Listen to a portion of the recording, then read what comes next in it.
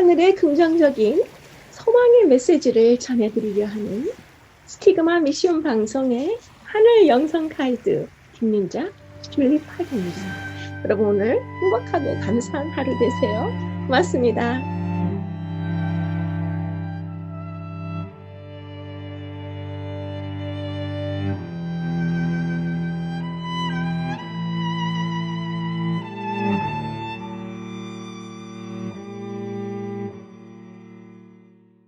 안녕하세요.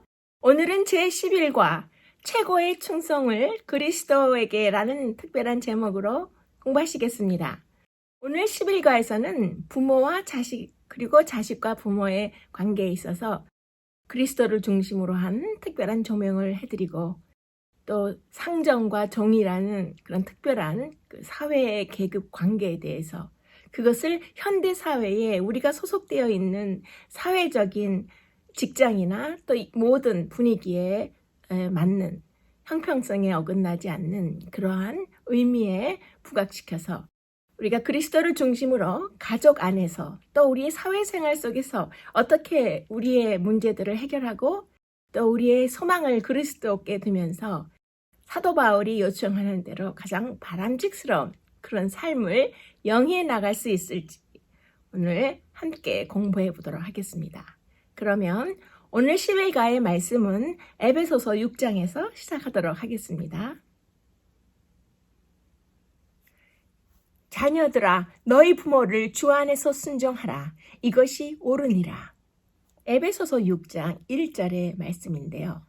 에베소서 6장의 1절을 묵상하실 때에 한 가지 주시하셔야 할 포인트는 순종하라는 바울의 명령이 무조건적인 그런 순종을 의미하는 것이 아니라는 점입니다. 부모의 명령이 그리스도의 명령과 일치하지 않을 경우에는 인간적으로는 고통스럽다 할지라도 하나님을 먼저 우선적으로 순종해야 하고 그 모든 결과는 하나님께 맡겨야 하는 것입니다. 유년과 청년 시절에 주의 깊은 보호를 받은 그리스도인 가정의 감화는 세상의 부패에 대하여 가장 확실한 안전장치입니다. 부모를 공경하는 것은 인류가 축복받고 번영하며 또 번성하기 위한 하나님의 계획입니다. 그리스도의 명령과 상충되지만 않는다면 부모를 항상 우선시하여 존경하고 부모님을 공경해야 하며 그러한 기본적인 우리의 자세가 매우 중요하고 그리스도인의 기본 의무인 것을 에베소서 6장에서 우리가 배울 수 있습니다. 151페이지의 질문을 보시면 핵가족 시대에 우리가 살면서 각각의 세대가 공간적으로도 분리되어서 살아가는 이런 시대에 어떻게 부모님을 존경하고 부모님을 공경하며 살아갈 수 있을까요? 라고 묻고 있습니다. 부모님을 제대로 공경하고 존경하려면 부모님이 자식들을 어떻게 평생 사랑하고 이해하려 애쓰고 또 그렇게 키워오셨는지 긴 세월 동안 희생하신 부모님의 애정과 보살핌을 진심으로 가슴속에서 회상하고 기억하는 것이 핵가족 시대에 부모님을 존경하고 제대로 공경하는 데에 큰 도움이 될 것입니다. 82살이 되신 한 노인이 어느 날 45살이 된 아들과 거실에서 마주 앉아 있었습니다. 그때 마침 까마귀 한 마리가 창가의 나무 위로 날아와 앉았습니다. 그것을 보고 그 노인이 아들에게 물었습니다. 야, 저게 뭐냐? 그 아들이 다정하게 대답했습니다. 네, 까마귀예요, 아버지. 그런데 조금 후에 그 아버지가 다시 물었습니다. 야, 저게 뭐냐? 그래서 그 아들은 또 다시 말했습니다. 아버지, 저거는 까마귀 새예요. 까마귀라니까요. 그런데 그 아버지가 조금 뒤에 또 다시 물었습니다. 야, 저게 뭐냐고. 3번이나 똑같은 질문을 하자 아들은 짜증이 나서 좀 더 큰 소리로 말했습니다.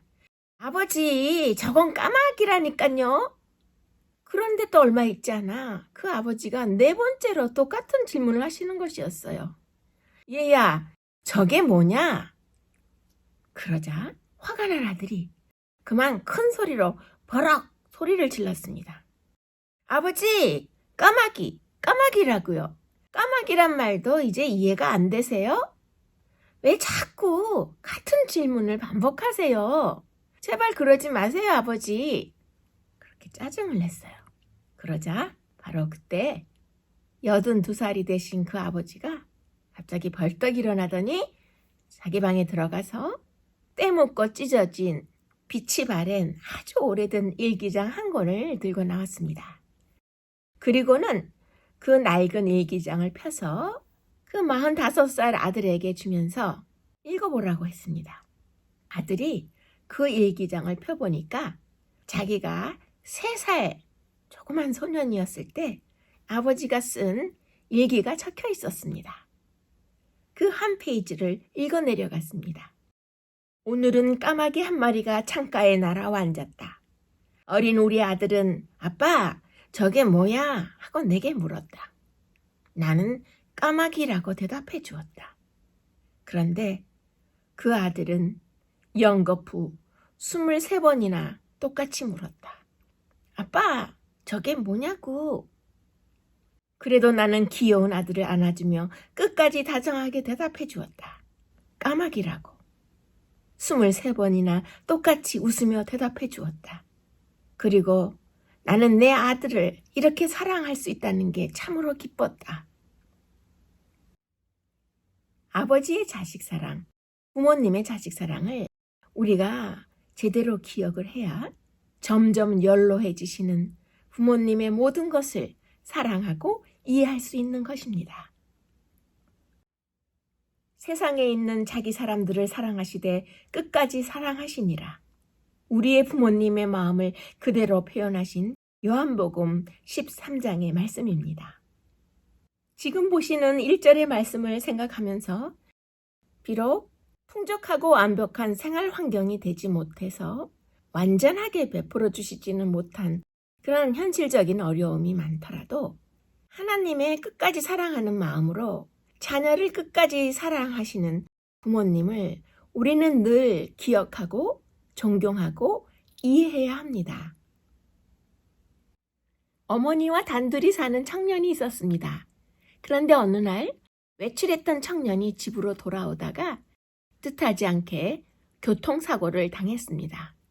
소식을 듣고 놀란 어머니가 가슴을 졸이며 병원으로 달려갔습니다. 그러나 불행하게도 그 청년은 그 사고로 이미 두 눈을 실명하고 말았습니다. 멀쩡하던 두 눈을 순식간에 잃어버린 청년은 깊은 절망에 빠져버렸습니다.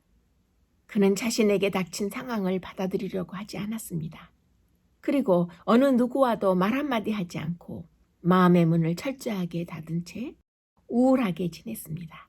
곁에서 그 모습을 안타깝게 지켜보는 어머니의 가슴은 타들어가는 듯 아팠습니다. 그렇게 지내던 어느 날 그 청년에게 기쁜 소식이 전해졌습니다.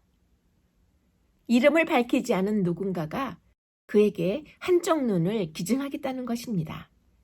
하지만 이미 깊은 절망감에 빠져있던 그 아들은 그러한 사실조차 별로 기쁘게 받아들이질 못했습니다. 그러자 아들에게 간곡하게 부탁했습니다. 아들아, 한쪽 눈이라도 볼 수 있으면 얼마나 감사한 일이냐. 얼른 수술을 받자. 결국 어머니의 간곡한 부탁으로 그녀의 아들은 한쪽 눈 이식 수술을 마쳤습니다. 그리고 회복되는 동안 한동안은 그 눈을 가리고 있어야 했습니다. 그런데 눈에 붕대를 감은 채로 회복되기를 기다리던 그때 그 아들은 어머니에게 투정을 부렸습니다. 어머니는 아들이 투정을 부리고 원망을 해도 묵묵히 그 말을 듣고만 있었습니다. 드디어 그 아들이 이식 수술을 받은 그 눈의 붕대를 풀게 되었습니다. 그런데 붕대를 모두 풀고 앞을 본 순간 아들의 눈에서는 굵은 눈물이 쉴 새 없이 뚝뚝 떨어지고 있었습니다. 그리고 큰 소리로 통곡하기 시작하였습니다. 그의 앞에는 한쪽 눈만을 가진 어머니가 사랑의 애틋한 표정으로 자기 아들을 바라보고 있었던 것입니다. 아들아, 사실은 내 두 눈을 다 주고 싶었어. 그러나 그렇게 되면 내가 장님이 되지 않니? 이 장님 몸뚱아리가 내 아들에게 더 큰 짐이 될 것 같아서 내가 한쪽 눈만 줄 수밖에 없었단다. 아들아, 이 어미가 두 눈을 다 주지 못해서 정말 미안하구나. 우리가 사랑함은 그가 먼저 우리를 사랑하셨음이니라. 어머니의 위대한 사랑, 부모님의 헌신적 사랑은 하나님께서 먼저 십자가의 죽음으로 보여주신 그 사랑하심을 그대로 따라가는 눈물겨운 사랑입니다. 이러한 부모님의 사랑을 잊지 않고 부모님을 변함없이 존경하고 순종하는 그리스도인 자녀가 되어야 할 것은 지금 보시는 요한일서 4장 19절에서 우리를 먼저 사랑해 주신 예수 그리스도의 사랑을 우리가 우리 부모님께도 실천하고 그대로 따라야 하기 때문입니다. 어느 날 신문에 나이 드신 어머니를 판다는 광고가 실렸습니다. 그날 저녁 한 젊은 부부가 그 광고에 적힌 주소를 보고 단숨에 그 집을 찾아갔습니다. 그런데 그 집은 생각보다 굉장히 크고 화려했고 웅장했습니다. 벨을 누르자 그 집에서 한 노인이 그 젊은 부부를 맞이하였습니다. 그 노인에게 부부가 급히 물었습니다. 어느 분을 파시는 거죠?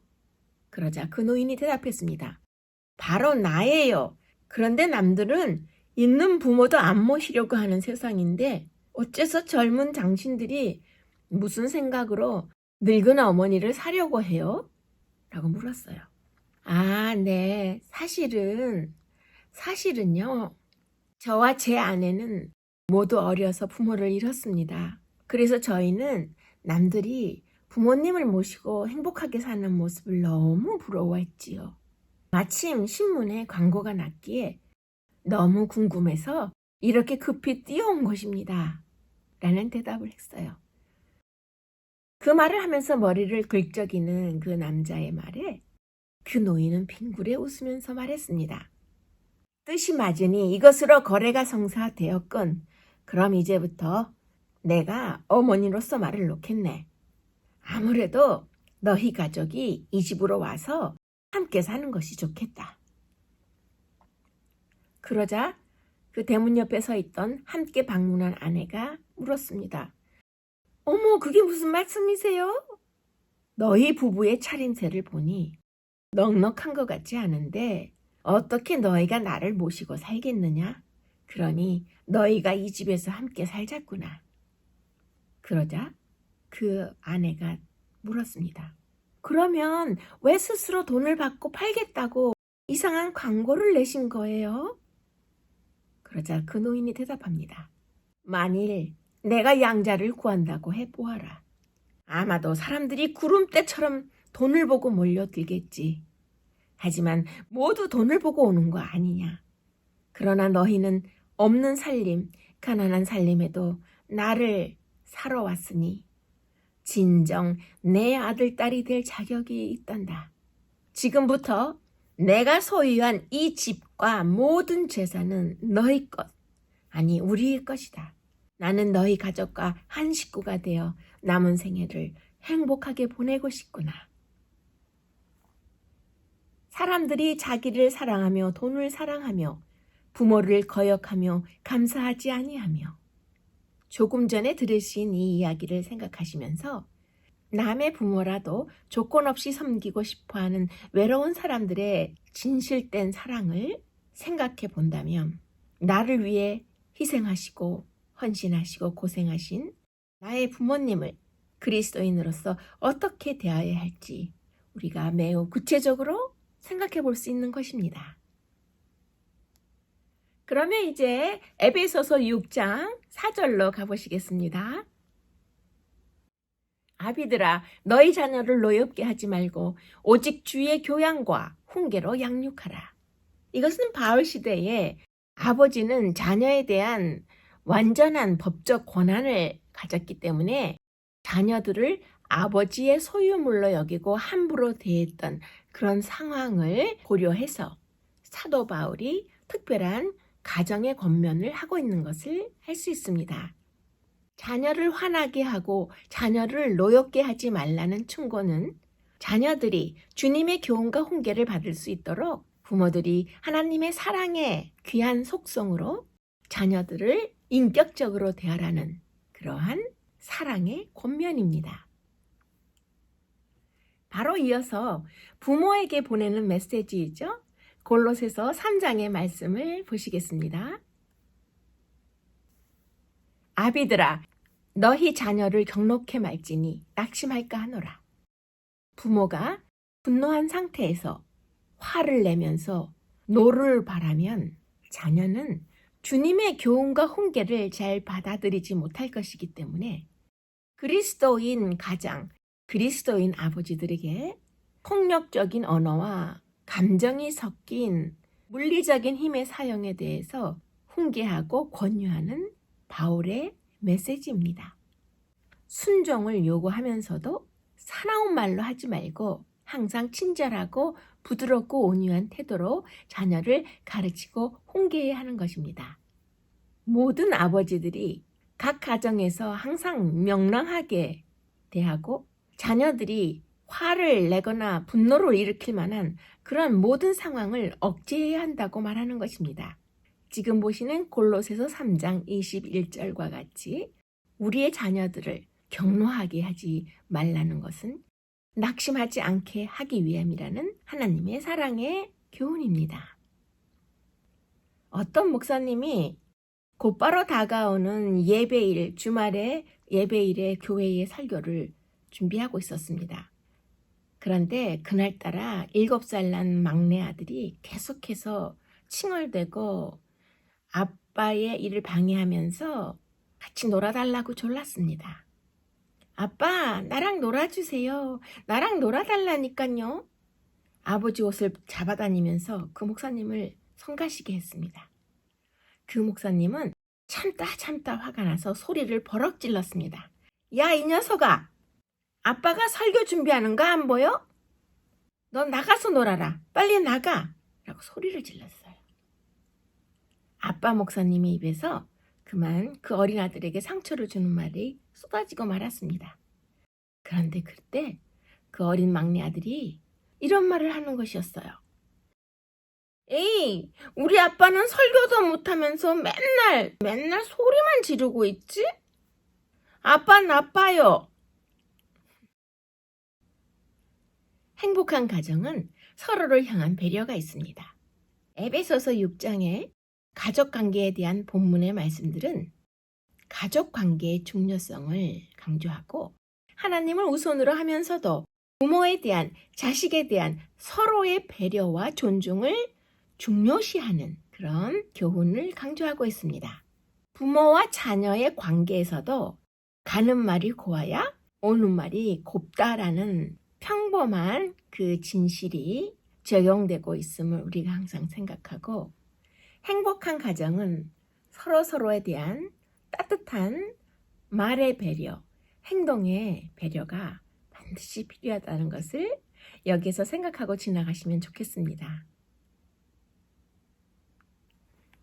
자녀가 성장하면서 92%는 부모의 영향을 받고 나머지 8%만 교회와 학교, 사회와 국가의 영향을 받는 것입니다. 교육학자 테일러가 부모와 가정의 교육의 중요성에 대해서 이렇게 말한 것인데요. 교육학자와 심리학자들은 사람의 심성이 1살에서 6살까지 형성되고 12살까지는 인생과 가치관, 세계관과 국가관 등이 형성된다고 말합니다.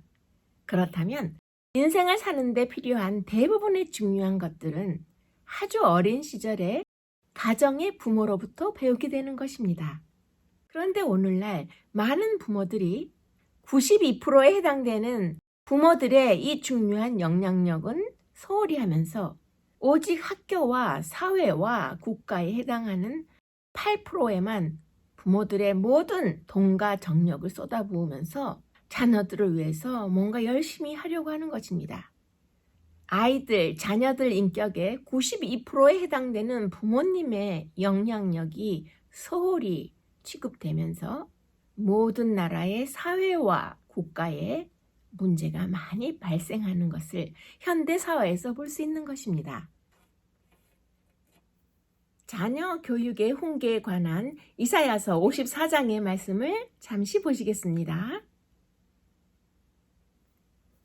내 모든 자녀는 여호와의 교훈을 받을 것이니 내 자녀에게는 큰 평안이 있을 것이며, 부모들은 자녀들이 어린 아기 때부터 훈련의 첫 교육을 시작해야 합니다. 일관성 있는 태도와 단호함을 보임으로써 가정교육을 진행하는 것이 매우 중요하지만, 그러면서도 매우 부드럽고 사랑이 담긴 그런 확고한 부모의 교육 훈계로서 우리의 소중한 자녀들을 아주 어릴 때부터 가르치고, 또 그 어린 자녀들의 의지를 관리하고 제어해야 하는 것은 부모들의 가장 중요한 책임인 것을 잊지 말아야 합니다. 어떻게 하면 우리의 소중한 자녀들을 하나님의 교훈과 훈계로서 올바르게 양육할 수 있을까요? 라고 묻고 있습니다. 그러면 갈라디아서 4장 19절로 가보겠습니다. 너희 속에 그리스도의 형상이 이루기까지 다시 너희를 위하여 해산하는 수고를 안오라. 해산하는 큰 수고와 고통을 생각하면서 자녀를 교육하고 가르쳐야 합니다. 그러나 이렇게 교육할 때 우리가 유의해야 할 그러한 내용이 있습니다. 바닥을 모르는 사람은 인생을 깨우칠 수 없습니다. 인생의 의미는 바닥에서 주워서 올려야 하는데요. 인생의 훈련은 바닥을 딛고 일어서야 시작되고, 인생의 첫 과정은 바닥에 고여 있음을 자녀에게도 가르쳐야 합니다. 현대인의 특징인 교만하고 거만하고 아나무인이 되는 이유, 그리고 몰이해와 편견, 무자비하고 관계 단절을 하는 이런 것은 우리 인생의 삶의 바닥을 가르치지 않았기 때문입니다. 인생의 훈련은 바닥을 딛고 일어서야 시작되고, 인생의 첫 과정은 바닥에 고여 있음을 자녀에게도 가르쳐야 합니다. 인생 앞에 고난이 닥치고 삶의 바닥에 떨어진 그런 상황에서 어떻게 제대로 인생을 살 수 있는지도 우리 자녀들에게 가르쳐 주어야 합니다. 우리의 자녀들이 이미 성장을 했을 때 고개를 숙일 줄 모르는 오만함을 지니고 있다면 제대로 부모님에게서 인생의 어려움을 배우지 못하였기 때문이고, 그렇게 배려가 없는 태도는 편하고 대접만 받는 위치에서 교육을 받았기 때문입니다. 무거운 것이 아래로 내려가듯이 우리 인생에 대한 성찰은 가장 밑바닥 아래에 존재하는 것을 우리 자녀들에게 가르쳐서 우리 자녀들도 철이 들고 성장해 가면서 인생의 어려운 부분, 어두운 부분도 긍정적으로 받아들이고 헤쳐나갈 수 있는 그런 정신력과 신앙을 우리 부모들이 키워주어야 합니다. 151페이지 질문에서 에베소서 6장의 그런 가족에 대한 그런 본문의 내용들은 우리 가족 관계 중요성을 어떻게 전해주고 있나요? 라고 묻고 있죠. 그러면 우리나라의 옛 이야기 중에서 아주 평범하지만 또 특별한 미담의 이야기를 한번 나누어 보도록 하겠습니다.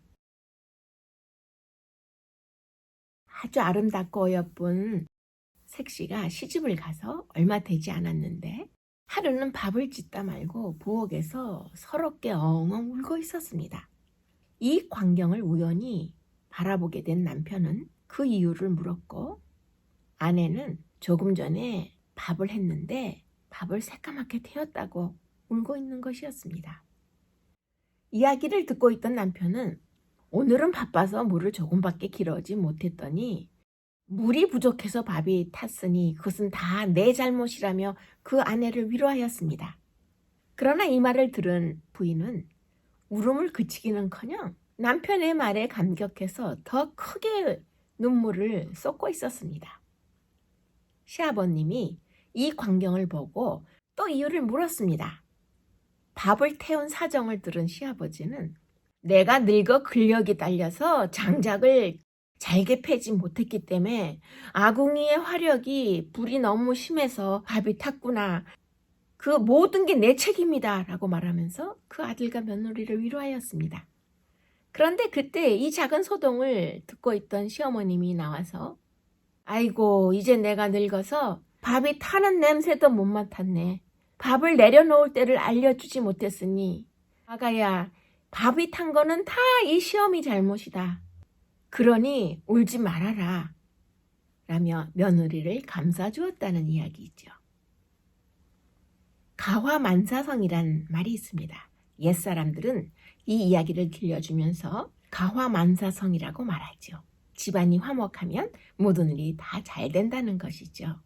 가족관계의 중요성을 강조하는 11과의 에베소서 6장에서의 사도 바울이 강조하고 있는 구체적인 교훈과도 의미가 상통하는 것입니다. 행복한 가정은 이렇게 서로를 향해 위해주고 배려하는 것이라는 이 평범한 교훈을 우리 모두 마음에 새기면 좋겠습니다. 종과 상전의 관계에서 사도 바울은 모든 상전들, 주인들에게 어떤 면을 강조하면서 그리스도를 부각시켰는지 묻고 있죠. 그러면 이 내용을 위해서 에베소서 6장과 베드로전서 2장을 잠시 비교해 보도록 하겠습니다. 상전들아 위협을 그치라. 너희의 상전이 하늘에 계시고 그에게는 사람을 외모로 취하는 일이 없는 줄 너희가 알미라. 시대와 문화권 그리고 어떤 상황을 막론하고 노예 제도는 인류의 모든 역사에서 용납할 수 없는 악한 일이었습니다. 노예 제도는 바울이 살던 시대에는 항상 존재하던 죄악의 사회적인 악이었는데요. 바울은 목회자 바울로서 교회의 신자들에게 현실에 대처하는 방법을 권면하고 새로운 이상을 제시하는 목회자로서의 이 문제를 다루고 있는 것을 볼 수 있습니다. 지금 보시는 에베소서 6장 9절을 비교하면서 베드로전서 2장의 21절을 생각해 볼 수 있죠. 이를 위하여 너희가 부르심을 입었으니 그리스도도 너희를 위하여 고난을 받으사 너희에게 본을 끼쳐 그 자취들을 따라오게 하려 하셨느니라. 이렇게 강조하고 있는 바울은 죄 없이 대속죄물로서 죽으신 그리스도를 기억하고 종과 상전 관계에 있는 모든 상전들은 종들을 그리스도의 피로 사신 동등한 영적 상속자들로서 은혜롭고 자비롭게 그리고 인격적으로 모든 종들을 대하기를 호소하고 있는 것입니다. 그러면 이제 베드로전서 2장 18절과 19절의 말씀도 비교해 보도록 하겠습니다. 주인들에게 순복하되 까다로운 자들에게도 그리하라. 애매히 고난을 받아도 하나님을 생각함으로 슬픔을 참으면 이는 아름다우나. 그리스 로마 시대의 노예 제도는 18세기에 있었던 신대륙의 노예 제도와는 엄청난 차이가 있었습니다. 그리스 시대와 로마 시대의 노예 제도는 좀 더 관대한 제도도 병행되었는데요. 큰 도시에 사는 그런 개인 가정에 아니면 개인에게 소속된 노예들은 큰 교육의 기회를 받을 수 있었고 건축가가 되고 의사가 되고 철학자로서도 일할 수 있는 그런 교육을 받을 수 있었습니다. 교회 안에 공존하는 주인과 노예 사이의 현실에 대해서 목회자 바울이 주고 있는 이 권면은 그 당시에 사회 전체에 큰 영향을 미치는 결과를 낳았던 것을 우리가 역사적인 자료를 통해서도 알 수 있습니다. 너희가 전에는 양과 같이 길을 잃었더니 이제는 너희 영혼의 목자와 감독 되신 이에게 돌아왔느니라. 교회 내의 형제 사랑을 권면하는 사도 바울이 교회 내에서 형제 사랑을 호소하고 권면하는 사도 바울의 특별한 비전은 로마 제국의 단순한 사회적인 노예 해방이 아니었고, 법적으로, 사회적으로 그런 노예 해방이라는 이슈보다는 하나님의 자녀로 입양됨으로써 새롭게 창조된 형제 사랑에 기초한 그 당시의 종과 상전의 관계에서도 누릴 수 있다는 것을 표현하고 있는 것입니다. 그리스도인 종과 그리스도인 상전이 함께 존재하는 그러한 교회들에게 보내는 사도 바울의 권면이 현대를 살아가는 우리에게 다소 딱딱하게 들릴 수도 있지만, 계속해서 고린도후서 3장 17절을 보시겠습니다. 주의 영이 계신 곳에는 자유함이 있느니라. 사도 바울이 이렇게 선언하고 있는데요. 그리스도를 영접한 노예는 그리스도의 몸의 한 지체가 되므로 그와 같은 사람은 형제로서 하나님의 축복과 복음의 특권에 있어서 그의 주인과 하나님의 유업을 함께 누리는 그런 특별한 관계에 있기 때문에 교회 안에서 또 신앙 안에서 우리의 신분이 종이거나 상전이거나 그 당시에 그렇게 어려운 사회의 문화 속에서도 모든 그리스도인들은 예수 그리스도의 사랑과 대접을 서로 받고 서로 주어야 한다고 고린도후서 3장 17절에서 말씀하고 있는 것입니다. 마음으로 섬기기를 주께 하듯 하고 사람들에게 하듯 하지 말라. 그 당시에 모든 그리스도인 종들에게 진정한 충성의 대상인 그리스도와 그가 주실 상급을 바라보면서 이 세상의 현실 속에 주어진 고달픈 신분의 인간의 삶 속에서도 거기에 그치지 말고 희망 속에 다가오는 하나님 나라에서의 새로운 신분을 믿음으로 바라보는 희망찬 신앙 속에서 하나님께 더욱 성실히 해야 하며, 그러한 진실된 믿음의 마음에서 우러난 봉사를 현재 내가 속한 주인에게, 내 육신의 상전에게 최선을 다하도록 요청하는 말씀입니다. 눈가림만 하여 사람을 기쁘게 하는 자처럼 하지 말고 그리스도의 종들처럼 마음으로 하나님의 뜻을 행하여, 어려운 시대인 그 로마 제국 시대에 그 당시에 종의 신분에 처한 모든 그리스도인에게 사도 바울이 우러나오는 최고의 진심의 마음에 훌륭한 봉사를 하도록 동기를 부여하고 있는 말씀인데요. 헌신과 충성의 대상을 육신의 상전인 주인에게 뿐만이 아니라 영적 우리의 주인인 하늘의 예수 그리스도로 영적인 시선 속에서 대체해야 함도 강렬하게 호소하는 그런 메시지입니다. 종들아, 성실한 마음으로 육체의 상전에게 순종하기를 그리스도께 하듯 하여. 에베소서 6장 5절에서 당부하고 있는 바울의 목소리를 그대로 보실 수 있는 것입니다. 불의를 행하는 자는 불의의 보응을 받으리니 주는 외모로 사람을 취하심이 없느니라. 강자와 약자로 정의되는 우리가 살고 있는 현대 사회 속에서도 여러 가지 그 관계들 속에서 약자와 강자가 존재하는 것은 사실입니다. 하나님은 약자와 강자 모두에게 올바른 관계의 원칙을 제시하고 계시는데요.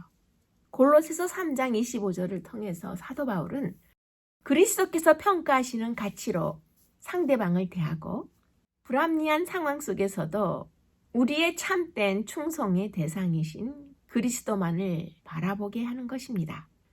차별하지 않으시는 우리의 참 주인 되신 하나님 앞에서 모든 인류가 동등하고 같은 하나님을 섬기는 동력자로서 형제 자매임을 재차 강조하는 바울의 교훈을 지금 보시는 골로새서 3장에서 보실 수 있습니다.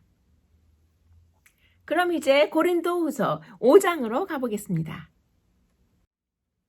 우리가 다 반드시 그리스도의 심판대 앞에 드러나 각각 선악간에 그 몸으로 행한 것을 따라 받으려 함이라. 모든 그리스도인 상전들은 그리스도에 대한 충성심에 근거해서 선한 행동으로 그들의 종을 대해야 하고, 그 당시에 빈번하게 일어났던 그런 구타와 야만적인 성적인 학대, 그리고 물건처럼 종들을 사고 팔고, 또 그들이 사랑하는 가족과 강제로 이별하는, 그리고 극심한 노동과 굶주림, 또한 불로 지지고 투옥하고 심지어 죽음까지 함부로 몰고 가는 그 당시에 그런 가혹한 종들에 대한 형벌을 중단하기를 상전들에게 경고하면서, 그런 행위들은 하나님 앞에 큰 심판을 받게 될 것을 강렬하게 호소하고 있는 것입니다. 사도 바울은 노예를 위협하고 학대하는 주인들과 차별하지 않으시는 영원하신 은혜의 주인 되시는 예수 그리스도를 극명하게 대조하면서 종의 주인들을 지명해서 그들이 앞으로 책임져야 하는 하나님 앞에서의 심판의 책임을 권고하고 있는 것입니다. 상전들아, 의와 공평을 종들에게 베풀지니 너희에게도 하늘의 상전이 계심을 알지어다. 하늘의 주인 하나님은 차별 없이 모든 사람을 동등하게 심판하십니다. 하늘의 주인께서 당신의 종들을 모두 동등하게 대하시는 것처럼 이 땅의 모든 종들의 상전들, 주인들도 그렇게 해야 하는 것입니다. 종과 주인이 동일한 심판대 앞에 선다는 사실은 차별이 없으신 영원한 왕이신 그리스도 하나님을 보게 하고, 종들에 대한 일반적인 거칠고 악한 관행을 즉시 중단하도록 사도 바울이 호소하고 있는 것입니다. 그러면 조금 특별한 주제인 상전과 종들에 대한 그런 관계에 대한 호소를 우리가 공부하면서 지금 157페이지에서 중요한 질문을 묻고 있습니다. 사도 바울이 호소한 종들에 대한 그 권면을 생각해 볼 때, 우리가 현대 사회에서 보이지 않는 조직 사회, 보이지 않는 상하 관계가 있고, 특별히 직장 생활이나 여러 가지 그 사회 속에서 우리가 많은 압박감과 스트레스와 또 정신적인 압력을 받고 괴로워할 수가 있습니다. 그러면 사도 바울이 권하는 그 내용을 이제 현대 사회로 끌고 와서 우리가 그것을, 그 교훈을 어떻게 우리에게 적용시킬 수 있는지 이 질문에서 함께 생각해 보도록 하겠습니다. 유업의 상을 주께 받을 줄 알미니 너희는 주 그리스도를 섬기느니라. 고대 계급 사회에 종과 주인의 개념과는 다르지만 현대 사회에서도 엄연히 존재하는 조직 사회, 즉 상관과 부하직원 관계에서 녹록지 않은 어려움 속에 우리 모두는 직장 사회의 관점에서 생각해 볼 만한 주제인 것을 동감할 수 있습니다. 우리의 진정한 주인이고 상전이신, 그 엄청난 희생을 당하신 우리의 구속주이신 그리스도를 섬기는 그리스도인들은 현대 사회 속에 보이지 않는 수많은 차별과 조직적인 압박감의 현실 속에서도 어떻게 당당하고 의연하게 살아갈지를 보여주는 골로새서 3장 24절입니다. 신약 성경에 등장한 모든 소망의 나뭇잎들은 여전히 살아서 움직이고 있는 것을 느낄 수 있습니다. 우리는 광채나는 하나님의 소망들과 신약의 모든 약속들이 현실로 곧 우리 앞에 나타나는 그러한 좋은 소식을 만나게 될 것입니다. 현실의 엄연한 부조리와 보이지 않는 상하관계의 그런 차별 문화 속에서도 굳건하게 생존해 나가야 하는 현대의 모든 그리스도인들은 장차 하나님께서 열어주시는 천국의 평화로움과 아픔 없는 공평함의 광채 안으로 곧 들어가게 될 것입니다. 지금 우리는 세상의 바깥쪽, 세상을 빠져나오는 세상의 뒷문에 서 있으며, 이곳은 이 세상과 천국의 경계선상으로 천국을 조망할 수 있는 천국의 전망대에 서 있는 것과 같습니다. 그래서 우리는 희망의 파라다이스에 거의 도착해 가고 있는 것을 영적인 믿음의 눈으로 바라보며 우리 자신을 위로할 수 있는 것입니다. 이 세상은 나의 최종 정착지가 아니며 내가 늘 갈망해왔던 그곳은 우리가 아는 이 세상에 이 땅 너머 어디엔가 있음을 확실히 깨닫게 될 때 이 땅에서의 상하관계, 보이지 않는 이런 부조리함을 당당하고 멋지게 굳건하게 그리스도인으로서 예를 지키고 품위를 지키면서 이겨낼 수 있을 것입니다. 그러면 이제 마지막으로 159페이지에서 묻고 있는 질문을 생각해 보겠습니다.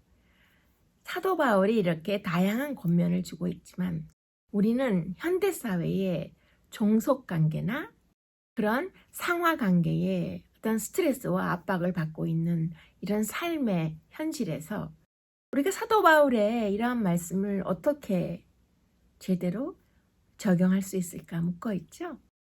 같이 생각해 보도록 하겠습니다. 오직 선을 행함으로 고난을 받고 참으면 이는 하나님 앞에 아름다우느니라. 어려운 문제로 인해 예수님께 감사하면서 고난이라는 현실의 장애물이 나타날 때마다 감사하는 마음으로 그리스도께 나아가야 합니다. 내가 겪고 있는 불합리한 문제에 대항해서 혼자 맞서거나 무조건 도망치려 하지 말아야 합니다. 모든 현실 속의 문제들은 우리를 성장시키기 위해 예수님께서 허락하신 맞춤 재단한 축복이기 때문입니다. 모든 압박감과 스트레스는 예수님을 향한 우리의 필요를 확인해주는 도구로 삼아야 하는 좋은 기회일 뿐입니다. 고난 속에서도 감사해야 하는 것은 자기 만족이라는 우상으로부터 내 자신을 이러한 어려움과 고난들이 보호해 줄 수 있기 때문입니다. 세상 일은 순간의 자기 만족을 주지만 그리스도만을 의존하는 삶은 하나님 왕국에서의 풍성한 축복된 삶을 약속하고 있습니다. 우리의 문제가 믿음으로 빠져나간 그 자리에는 하나님의 평화가 채워지고 하나님의 임재로 가득 채워질 것이기 때문입니다. 너의 하나님 여호와가 너의 가운데 계시니 그는 구원을 베푸실 전능자이시라. 우리가 너무나 많이 들어본 스바냐 3장에 있는 말씀이죠. 우리 인생의 삶의 굴곡은 늘 심하게 따라다니지만 우리 안에 계시는 하나님께서 우리 삶의 추락의 폭을 조절하고 계시는 것입니다. 의지했던 주위의 사람들과 주변의 상하 관계 속의 사람들이 비참하게 내 자신을 실망시킬 때마다 속절없이 마음의 상처를 입을 수밖에 없지만 그러나 그런 순간에도 하나님께서 나와 함께하고 계심을 기억해야 합니다. 영광스러운 하나님의 약속과 희망의 빛을 즉시로 떠올려야 하는 것입니다. 삶의 고난이 인간관계에 보이지 않는 억압되고 종속된 고통의 감정으로 임할 때 거기에 매달리기보다는 하나님의 임재하심이 함께하는 양질의 시간을 보냄으로써 진정으로 나의 영혼이 자유를 누릴 수 있습니다. 현실의 고통스러운 매 순간마다 하나님이 누구인지 기억해야 합니다. 하나님의 임재의 광채 속에서 나의 현재의 그 문제를 바라보면 이미 그 모든 문제는 어느새 색이 바래지고 부정적인 환경의 한복판에서조차 희망의 기쁨과 내 영혼의 자유함으로 하나님을 만나볼 수 있기 때문입니다. 매우 중요한 부모와 자식 간의 관계에서의 필요한 그런 교훈과 다소 무겁게 보이는 그 고대 사회의 종과 상전의 그런 관계에 보내는 메시지들을 통해서 현대 사회에서도 충분히 존재하고 있는 그런 보이지 않는 압박감과 또 상하관계, 그런 종속관계에서 우리가 그리스도인으로서 어떻게 행복하고 현명하게 승리하는 삶을 이어나갈 수 있을지 사도 바울의 권면을 자세히 들여다본 제11과를 마치는 시간이 되었습니다.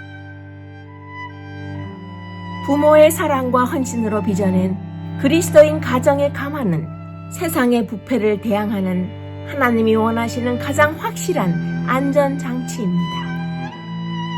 어려운 환경에서 베풀어 주신 부모님의 사랑을 기억하는 자녀가 부모를 존경하고 공경할 수 있습니다. 우리가 사랑함은 그가 먼저 우리를 사랑하셨음이니라. 끝까지 우리를 사랑하시는 하나님의 마음으로 끝까지 자녀를 위해 희생하신 우리의 부모를 존경하고 공경하는 것이 하나님의 계획입니다. 행복한 가정에는 서로를 향한 특별한 배려가 있습니다. 부모들은 자녀를 노엽게 하지 말고 하나님의 교양과 훈계로 소중한 자녀들을 양육해야 합니다. 자녀를 경록해 하고 실망케 하면 자녀들이 낙심하고 절망하여 하나님을 떠날 수 있기 때문입니다. 자녀가 성장하면서 8%만 교회와 학교, 사회와 국가의 영향을 받음을 기억해야 합니다. 부모의 중요한 영향력을 직시하고 자녀들의 신앙교육과 인성교육에 모든 부모들은 전념해야 합니다. 마음으로 섬기기를 주께 하듯 하고 사람들에게 하듯 하지 말라. 현재 세상에서도 엄연히 존재하는 압력과 스트레스 속에서도 우리 그리스도인의 마음속에 소명과 영적 에너지의 근원이 예수 그리스도께로 연결되어 있어야 함을 우리는 매 순간 기억해야 합니다. 현실 속의 모든 문제는 나의 성장을 위해 하나님께서 맞춤 재단해 주신 축복으로 감사해야 합니다. 고난 속에서도 감사할 수 있는 것은 무거운 압박감과 고난들이 자기 만족이라는 내 마음속의 우상으로부터 소중한 내 자신을 안전하게 보호할 수 있기 때문입니다. 억압된 압박감의 고통이 엄습하는 순간마다 그러한 고통 속에 매달리기보다는 하나님의 선하신 임재하심의 시선을 고정하여 영적인 양질의 자유를 마음껏 누릴 수 있습니다.